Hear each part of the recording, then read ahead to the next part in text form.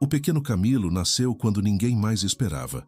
Sua mãe, já idosa, carregava no ventre uma promessa silenciosa. Havia sonhado com um menino marcado por uma cruz vermelha no peito, seguido por outros com o mesmo sinal. Era como se o próprio céu quisesse avisar que aquela criança, embora frágil e sem futuro aparente, um dia acenderia luz onde houvesse dor. Buchianico, a vila esquecida do sul da Itália, não imaginava que ali estava vindo ao mundo alguém destinado a consolar moribundos, transformar hospitais e amar os desprezados como ninguém jamais amara. Mas não foi assim que tudo começou. Camilo era forte, agitado e impetuoso. A fé delicada que sua mãe plantara no seu coração infantil foi sufocada cedo demais. Com 13 anos, já sentia a dor amarga da perda materna. Sem o colo que o firmava, e com um pai ausente e viciado em jogos, ele se tornou uma alma desgarrada. Andava pelas ruas com outros rapazes perdidos, aprendendo a viver na base da esperteza, da violência e da fuga. Ninguém poderia imaginar que um dia aquele jovem briguento se ajoelharia em lágrimas implorando por misericórdia. Essa é a história de São Camilo de Leles, um homem que conheceu o abismo, mas foi alcançado pela graça. Ele apostou tudo o que tinha, o corpo, a alma, a dignidade, e perdeu. Caiu até o pó. Mas foi ali, exatamente ali, que Deus o encontrou. Sua vida não é apenas uma biografia. É uma resposta para mães que choram pelos filhos, esposas que clamam pela conversão de seus maridos, e para todos que já se perguntaram: ainda há esperança para quem se perdeu? Ah, sim, e ela começa com uma queda de joelhos. Se você conhece alguém dominado pelos vícios, ou se você mesmo já sentiu que não tem mais forças para mudar, escute com o coração. Porque a história de São Camilo mostra que a miséria humana nunca é maior que a misericórdia de Deus, que cada ferida pode se tornar ferida redentora, e que o amor de Cristo vai até os becos mais escuros para resgatar suas ovelhas perdidas. Vamos começar. Esta história pode reacender a fé que parecia adormecida. Camilo nasceu do ventre quase estéril de uma mulher de idade avançada, como que arrancado do impossível pela mão de Deus. Sua mãe, Camila Compelli, já contava quase 60 anos quando concebeu aquele filho único, e isso por si só já era um milagre silencioso. No coração dela, porém, havia ainda outro sinal. Um sonho misterioso no qual dava à luz um menino com uma cruz vermelha sobre o peito, seguido por outros com a mesma marca. Esse presságio, envolto em mistério e ternura materna, não seria entendido senão muitos anos depois, quando a vida daquele menino, nascido num vilarejo modesto chamado Buchianico, se tornasse resposta viva ao clamor dos enfermos abandonados.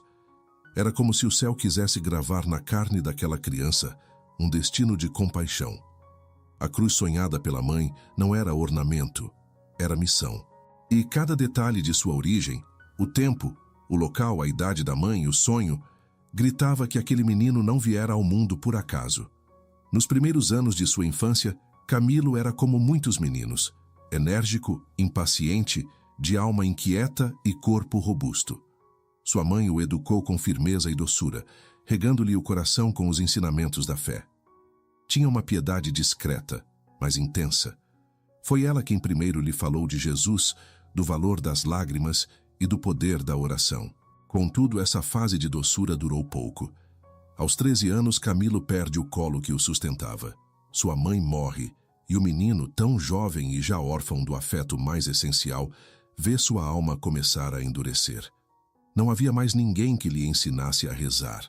Não havia mais braços onde repousar depois das lutas do dia. O pai, Giovanni de Leles, era homem de fé simples, mas de conduta desordenada. Vivia como mercenário, lutando em exércitos distantes, e quando estava em casa entregava-se ao vício do jogo com uma paixão destrutiva. Camilo cresceu vendo o exemplo de um pai que orava de joelhos e depois perdia tudo nos dados. Essa duplicidade o marcou profundamente. Sem direção, sem ternura, sem um caminho que o inspirasse, foi sendo sugado pelas ruas. As tabernas, as companhias grosseiras, os soldados sem escrúpulos tornaram-se sua escola. Aos poucos, a fé que a mãe plantara foi sendo encoberta por camadas de dureza, orgulho e desilusão.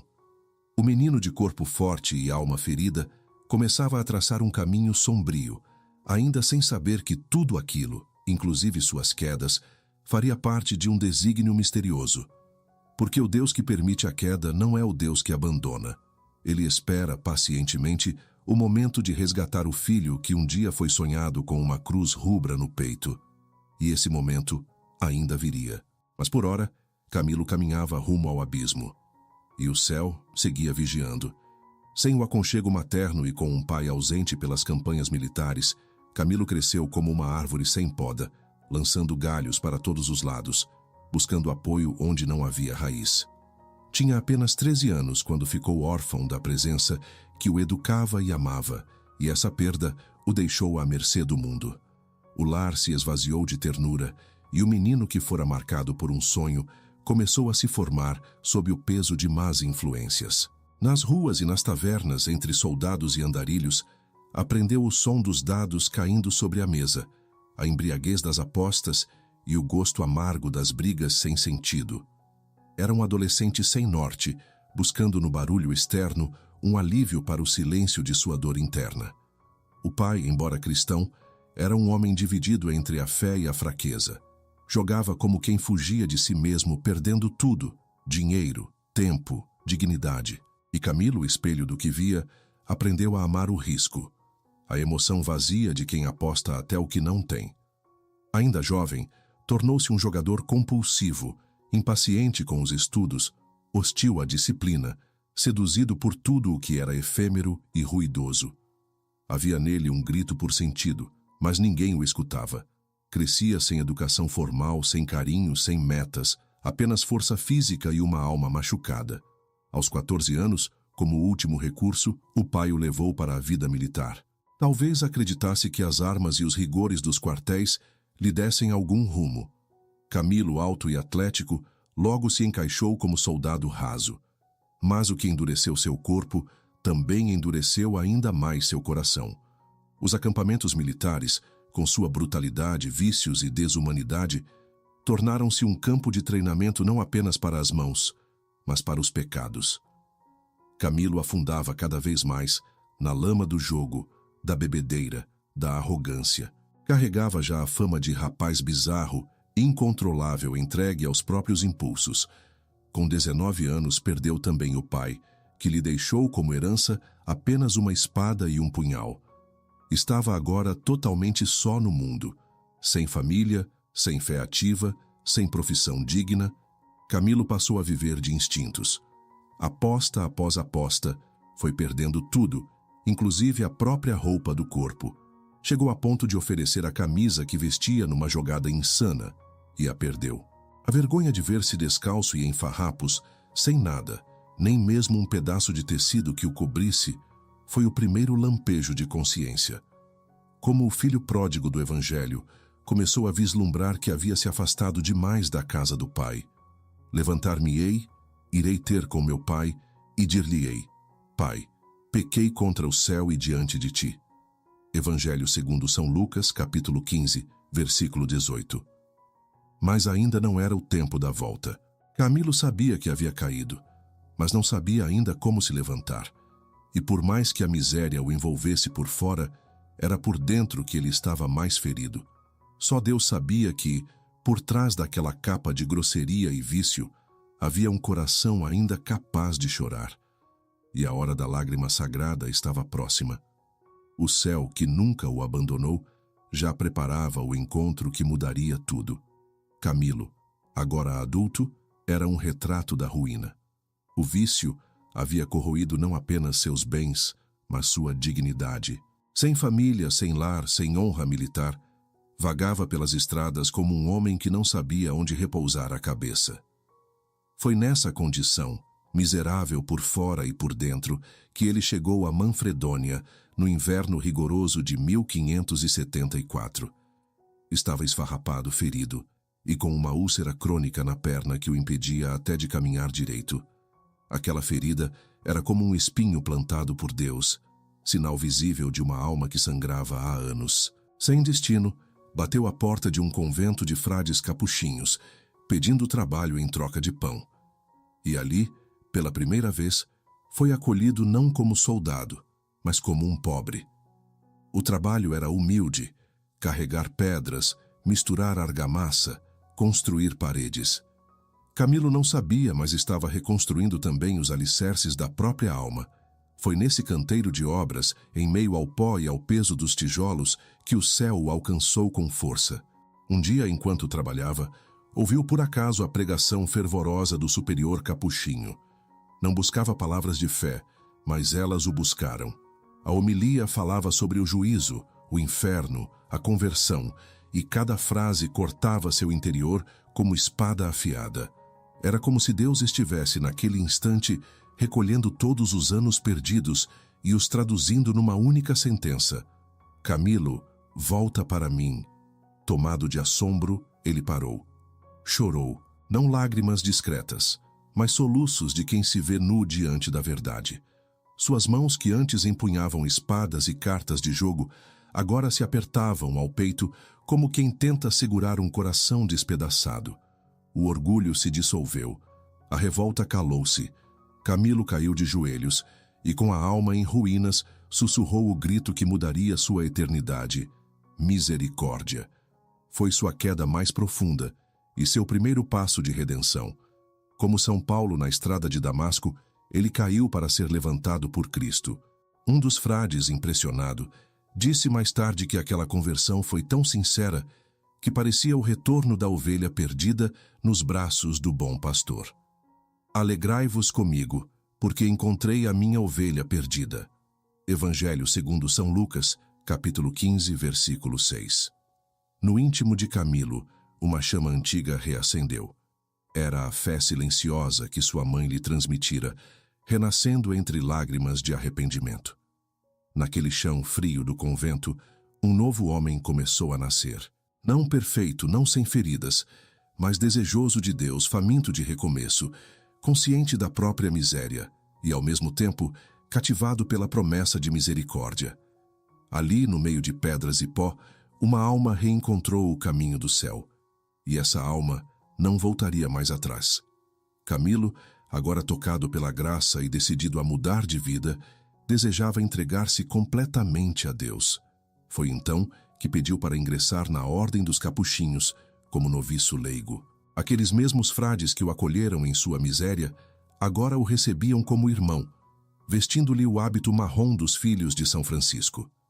Era como se sua alma, antes vestida de farrapos, enfim encontrasse o manto da esperança. E ele o vestiu com gratidão e reverência, consciente de que a partir dali tudo seria diferente. Mas a caminhada espiritual não é feita sem cruzes, e a de Camilo sangrava na carne. A ferida incurável na perna, uma úlcera antiga, fruto dos tempos de guerra e abandono, não lhe dava trégua. Ainda que seu espírito estivesse disposto, o corpo, fragilizado, cedia. As dores eram intensas, a infecção recorrente. Por 3 vezes tentou perseverar no noviciado, e por 3 vezes foi forçado a interromper, por não suportar fisicamente o rigor da vida religiosa. Cada recaída da ferida era como uma espada cravada no seu desejo de servir. Esse foi um tempo de provação profunda. Teria Deus acendido a luz apenas para depois apagá-la? Por que chamá-lo para tão alto caminho e depois impedir-lhe a entrada? Camilo chorava não de revolta, mas de temor. O fracasso espiritual parecia rondá-lo mais uma vez, agora com uma dor diferente. Não era a vergonha do pecado, mas a frustração de quem quer amar e não pode. A ferida do corpo revelava outra, mais profunda, a da impotência diante do chamado divino. Mas a fé que nascera em seu coração já não era superficial. Camilo não cedeu ao desânimo, nem retrocedeu à vida antiga. Pelo contrário, aceitou o sofrimento como parte da purificação. Uniu-se à cruz de Cristo e ofereceu sua dor como penitência pelos anos em que feriu o coração de Deus. Era um homem marcado por limites, sim, mas agora sabia transformar limites em altar. Completo na minha carne o que falta às tribulações de Cristo pelo seu corpo, que é a Igreja. Carta de São Paulo aos Colossenses, capítulo 1, versículo 24. Deixou o convento com o coração ferido, mas não vazio. Com humildade decidiu buscar outro caminho para servir a Deus. A porta dos capuchinhos se fechava, mas outras se abririam. Camilo entendeu que a vocação verdadeira não é apenas vestir um hábito, mas vestir a caridade. E isso ele faria de forma ainda mais radical. Deus não o rejeitara, apenas o estava moldando, com fogo e silêncio, para algo maior. Deixando o convento com o passo lento de quem carrega dores físicas e espirituais, Camilo retorna a Roma em busca de sentido. A ferida na perna ainda o atormenta, mas agora há uma chama no coração que não se apaga. Vai ao Hospital de São Tiago dos Incuráveis, o mesmo onde anos antes fora expulso por indisciplina, não mais como rebelde, mas como penitente. O homem que um dia causou escândalo, agora se apresenta como doente, desejando não apenas tratamento, mas redenção. É acolhido, e depois de algum tempo de repouso, a úlcera melhora o suficiente para que possa se mover. Nesse tempo, amadurece em seu interior um desejo silencioso e grandioso: consolar os que sofrem como forma de restituir o amor que outrora havia desprezado. Camilo então se oferece como voluntário. Começa a cuidar dos enfermos com uma dedicação que surpreende a todos. Onde antes havia impaciência, agora havia mansidão. Onde antes havia egoísmo, agora havia entrega. Alimentava os doentes com as próprias mãos, limpava suas feridas com carinho de mãe, velava os moribundos como se velasse o próprio Senhor. Passou a enxergar cada leito como altar, cada gemido como prece, cada rosto deformado pela doença como o rosto de Cristo sofredor. Estive enfermo e cuidastes de mim. Evangelho segundo São Mateus, capítulo 25, versículo 36. Essa palavra não era mais teoria, era carne, suor e lágrimas. A transformação foi tão radical e visível que os próprios administradores do hospital, antes desconfiados, confiaram a ele a função de superintendente.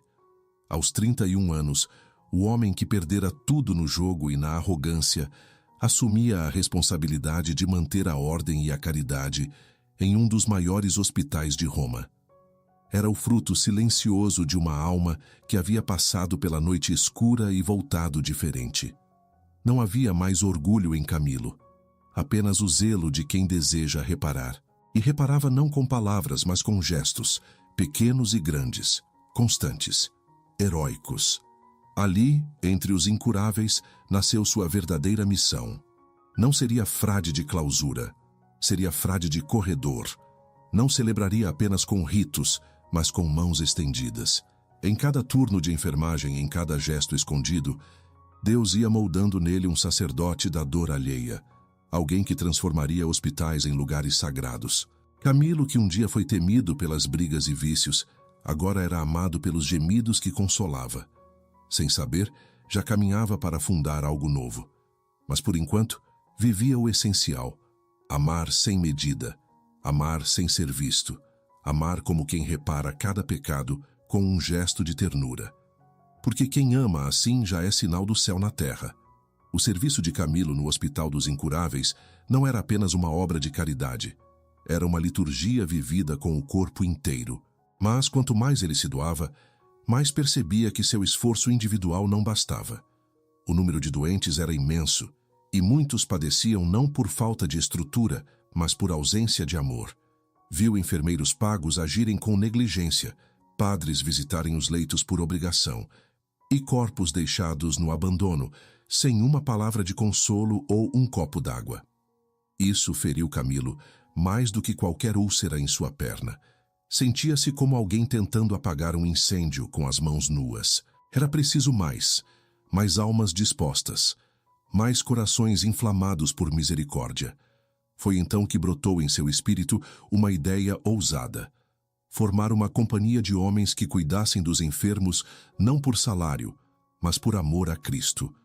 Um exército de compaixão, disposto a servir até os moribundos mais desprezados, mesmo nos casos mais repugnantes e contagiosos.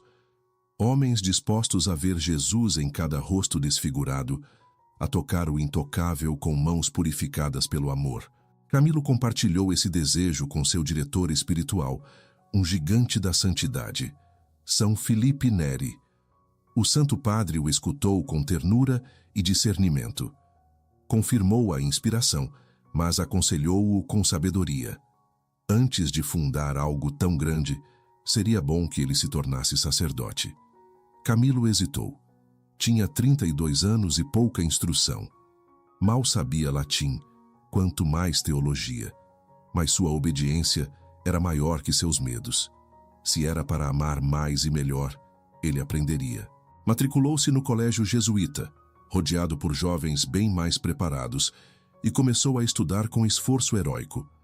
Cada palavra decorada, cada frase traduzida, era para ele um tijolo na construção de sua vocação. Estudava com o mesmo ardor com que um dia jogara dados, mas agora apostava tudo no céu. 2 anos depois, com o auxílio da graça e da disciplina, foi ordenado sacerdote. Era o ano de 1584. Na primeira missa que celebrou, Camilo chorou como criança. Ele sabia que, a partir daquele momento, poderia não apenas curar corpos, mas também alimentar almas. Poderia perdoar pecados, levar o viático aos agonizantes, ungir com o óleo da esperança os que já estavam na porta da eternidade.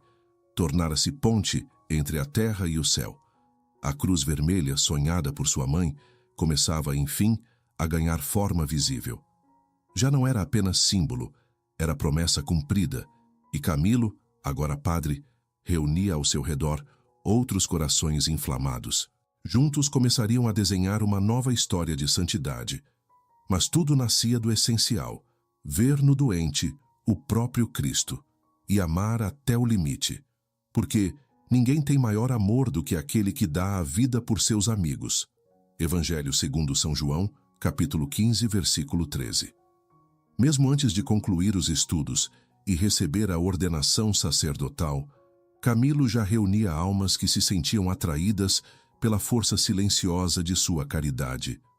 Não era eloquente, nem buscava admiradores, mas sua presença nos corredores do hospital, sua forma de servir em silêncio, suas lágrimas junto aos moribundos, tudo nele pregava.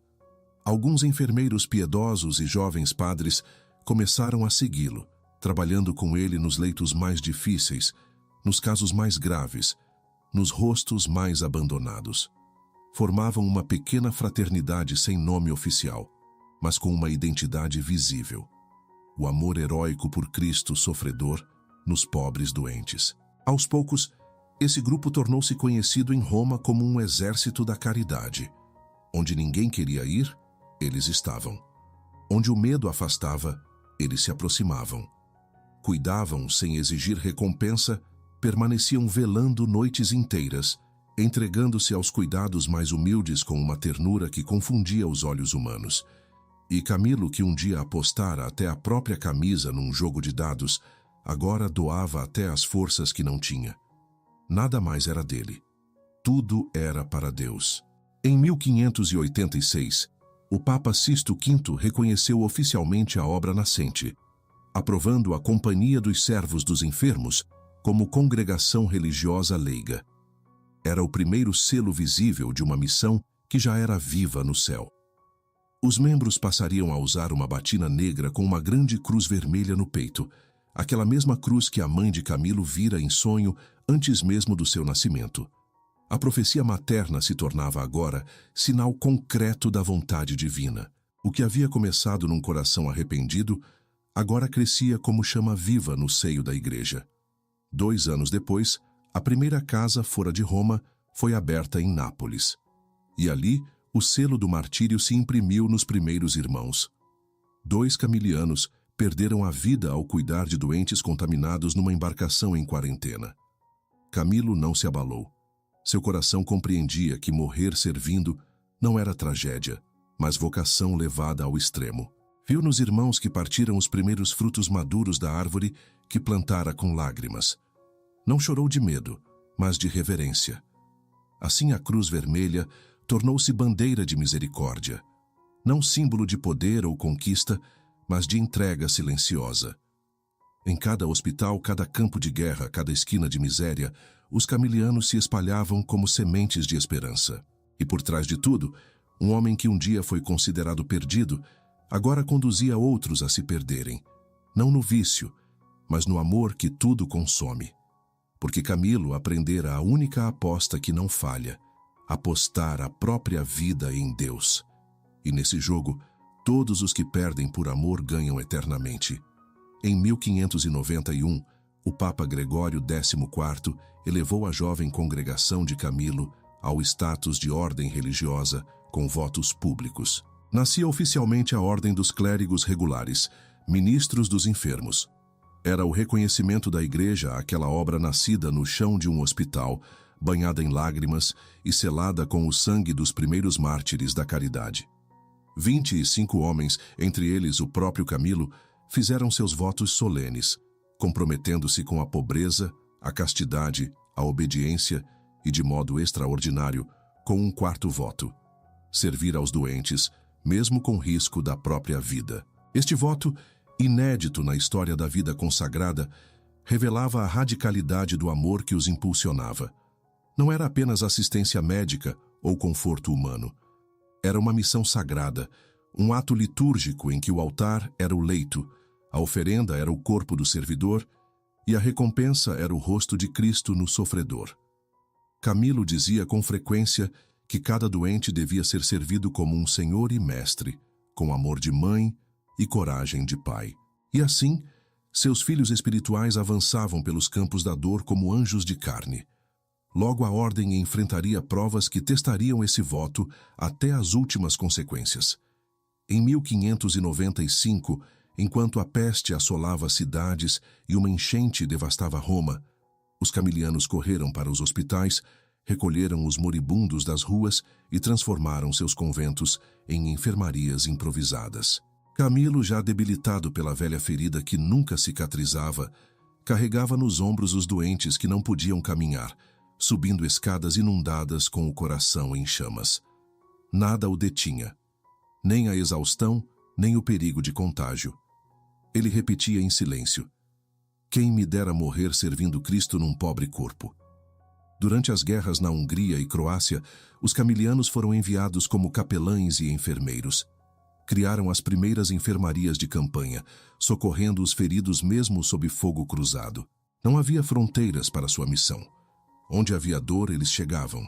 Onde a morte rondava, eles se faziam presença de esperança.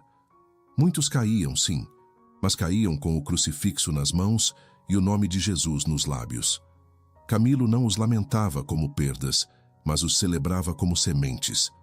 Aquela cruz vermelha em seus hábitos tornou-se sinal reconhecido e venerado. Para os doentes, era promessa de cuidado. Para os poderosos, era lembrete de que a verdadeira autoridade vem do serviço. E para o inferno, era provocação constante, porque onde ela aparecia, ali o amor de Deus triunfava sobre o desespero. Era a cruz do Filho do Homem, carregada agora nos ombros de homens comuns, dispostos a gastar-se até o fim. Em verdade vos digo, todas as vezes que fizestes isso a um destes meus irmãos mais pequeninos, a mim o fizestes. Evangelho segundo São Mateus, capítulo 25, versículo 40. E Camilo, mais do que pregar isso, encarnava essa verdade a cada dia. A chama que ardia no coração de Camilo jamais se apagava, mesmo quando o corpo já dava sinais de exaustão. À frente de uma obra que crescia, enfrentando epidemias, catástrofes e perseguições, ele liderava com uma força que não vinha da carne, mas da fé. E foi num desses momentos de sobrecarga, quando tudo parecia demais até para ele, que recebeu uma resposta do céu. Prostrado em oração diante do crucifixo, clamando por forças para continuar, ouviu em seu coração a voz doce e firme de Cristo: por que temes?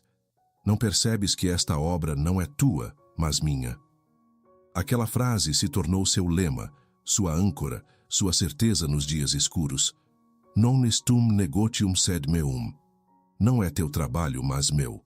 A partir desse consolo divino, Camilo passou a confiar de forma ainda mais radical na providência. Abria novas casas para os doentes sem ter recursos, Contratava ajuda quando o cofre estava vazio, socorria multidões mesmo sem meios visíveis. E, misteriosamente, a mão de Deus nunca faltava. Doações inesperadas, curas milagrosas, voluntários tocados pelo exemplo, tudo confirmava que aquela obra não era humana. Era uma ponte entre o céu e os miseráveis da terra. Camilo era apenas instrumento, e isso lhe bastava. Seu zelo pela dignidade dos enfermos ia além da caridade visível. Ele exigia competência de seus irmãos, higiene rigorosa, atenção aos detalhes, mas, acima de tudo, pedia que ninguém morresse sem os sacramentos. Ordenou que se rezasse junto ao leito por pelo menos 15 minutos após a morte aparente, pois cria que a alma podia ainda estar na travessia. E, por providência divina, houve casos em que vidas foram salvas nesse pequeno espaço de misericórdia.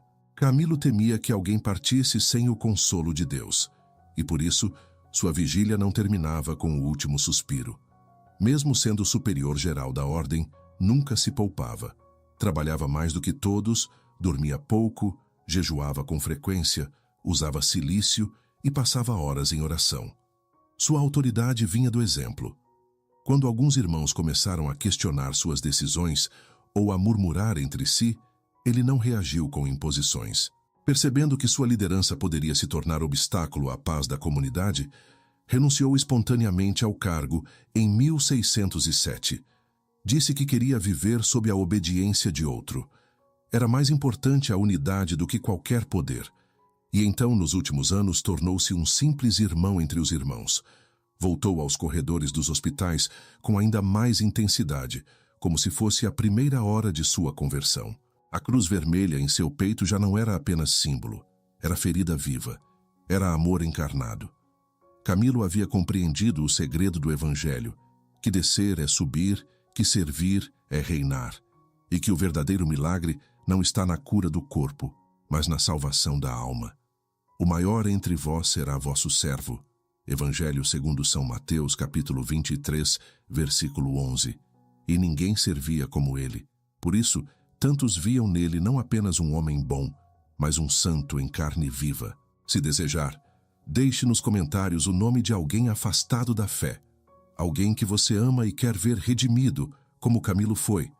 Talvez seja um filho, um irmão, um marido, uma amiga. Deus pode tocar onde os olhos humanos não veem. E a intercessão de São Camilo pode ser o começo de um milagre. Nos últimos 7 anos de sua vida, São Camilo já não exercia cargos de autoridade, mas sua presença era mais poderosa do que nunca.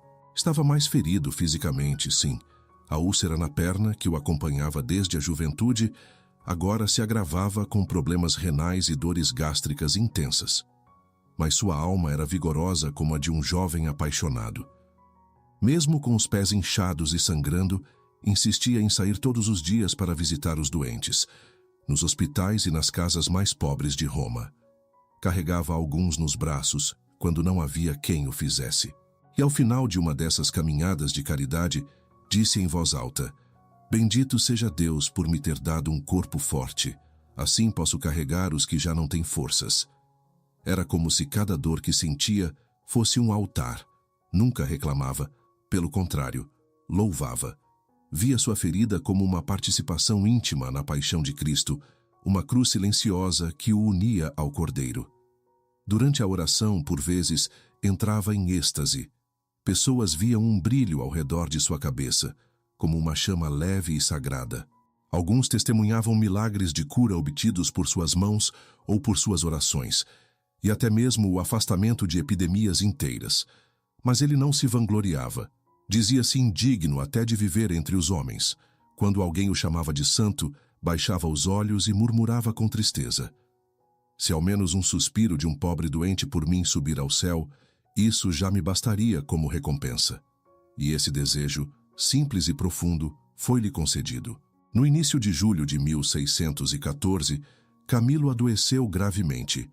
Foram 33 meses de provações físicas contínuas, entre febres, fraquezas e crises internas. Mas sua alma permanecia firme. Usou os últimos dias para se preparar como se prepara o altar antes da missa. com reverência, verdade e humildade. Pediu perdão a todos, renovou seus votos, confessou-se com lágrimas e recebeu a unção dos enfermos com ternura comovente.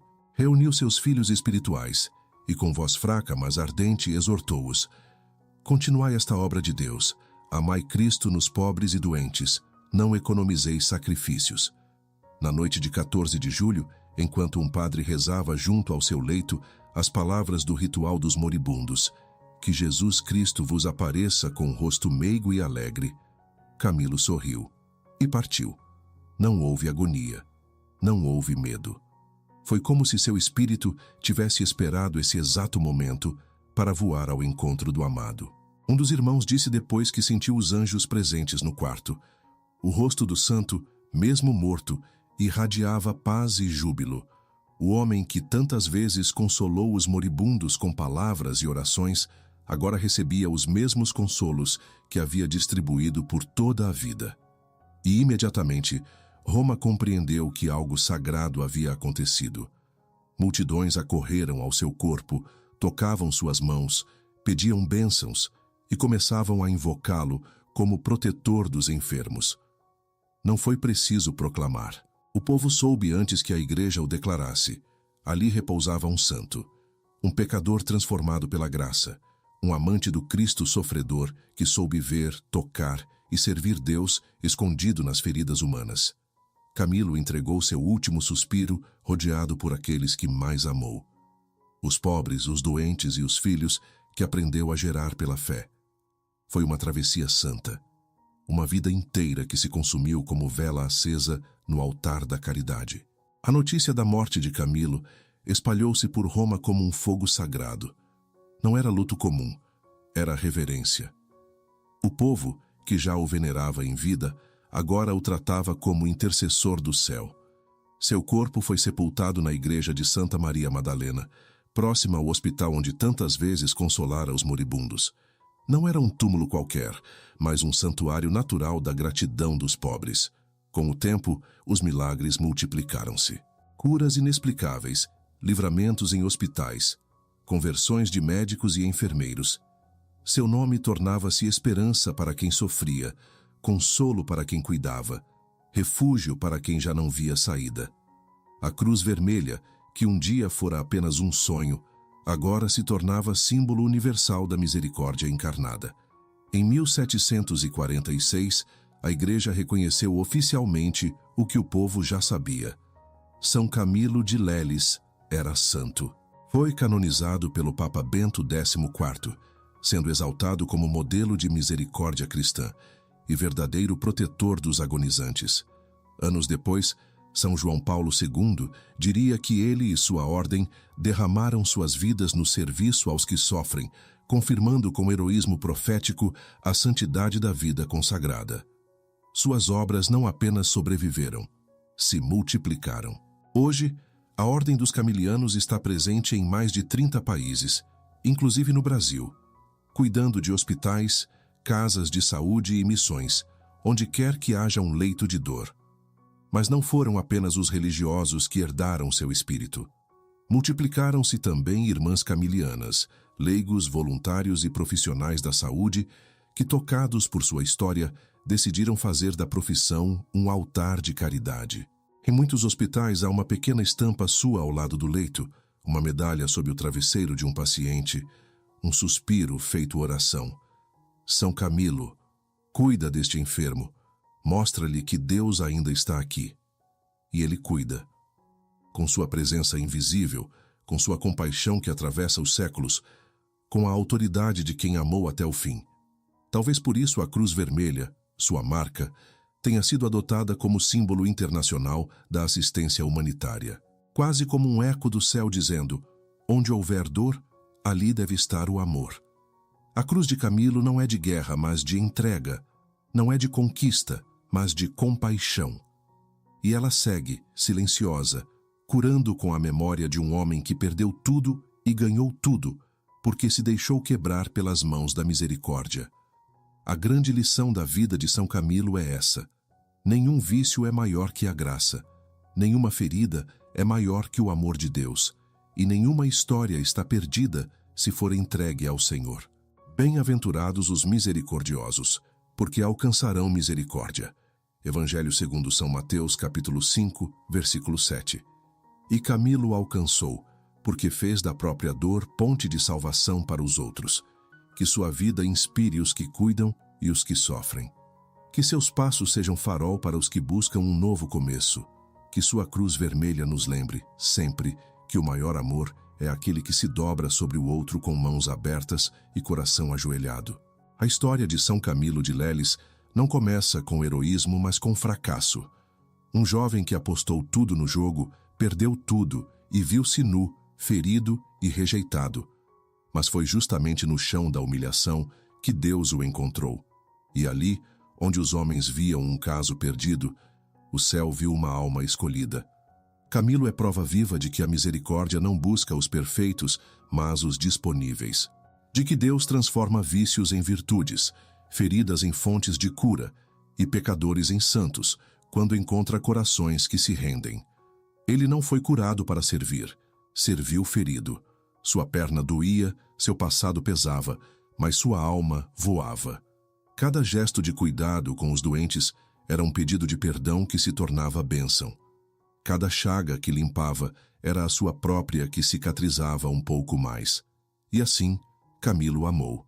Amou os últimos como se fossem os primeiros. Amou o sofrimento alheio como se fosse dele. Amou até o fim como Cristo, porque entendeu que a cruz não é para ser evitada, mas abraçada. Que servir não é tarefa, é vocação. Que misericórdia não é sentimento, é missão. Hoje, sua vida ecoa nas enfermarias, nas casas de saúde, nos corredores silenciosos dos hospitais onde alguém geme sozinho. Ecoa nas mãos de quem cuida, nos olhos de quem consola, nos joelhos de quem reza ao lado de um leito. E seu exemplo nos obriga a perguntar: quem são os doentes à nossa volta? Quem espera por nosso gesto? Quem precisa ver em nós o rosto de Cristo? A fé, se não tiver obras, está morta em si mesma. Carta de São Tiago, capítulo 2, versículo 17. Camilo não teve uma fé morta. Teve uma fé encarnada, transbordante, ardente como o fogo do Espírito. Se há alguém em sua vida afastado da fé, doente da alma, escravizado por vícios, não desista. Deus não desistiu de Camilo e não desistirá daqueles que você ama. Escreva nos comentários o nome de quem você quer ver de volta ao caminho da graça. Reze por eles. Reze com São Camilo. Que ele interceda por seus enfermos, por seus familiares, por todos os que trabalham na área da saúde e que, muitas vezes em silêncio, são anjos que caminham entre nós. E se esta história falou ao seu coração, compartilhe-a com quem precisa de esperança. Deixe um sinal de fé nos comentários. Inscreva-se para continuar recebendo histórias que alimentam a alma. Que a cruz vermelha de São Camilo ilumine suas dores e que seu exemplo reacenda a compaixão em nossos dias tão secos de amor. São Camilo de Leles, apóstolo dos doentes e consolador dos moribundos, rogai por nós. Amém.